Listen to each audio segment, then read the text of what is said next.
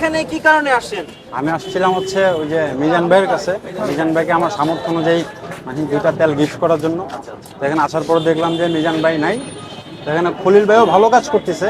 তা আমি আর কি চিন্তা ভাবনা করতেছি এখন খলিল ভাইকে আমি এটি উপহার হিসেবে দিব আর কি।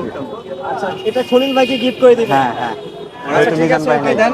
খলিল ভাইও ভালো কাজ করতেছে। নাই সেহেতু হ্যাঁ, আজকে তারা অনুষ্ঠিত খলিল ভাইকে দিচ্ছেন। জি খলিল ভাইয়ের মতামত দেন।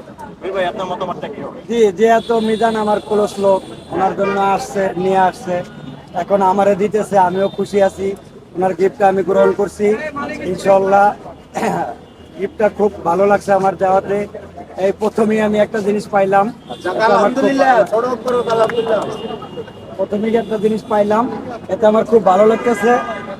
ভাই যা হতে দিছে আমার কাছে, আমি অনেক খুশি ইনশাল্লাহ। এখন সবাই বয়া বয়া খান।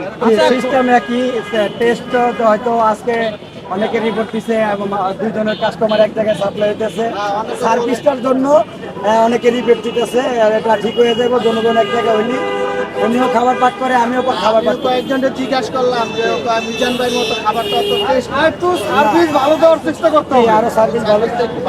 জি জি এই যে ইনশাল্লাহ। দর্শকের উদ্দেশ্যে বলেন যে সার্ভিস সামনে আরো ভালো দিবেন।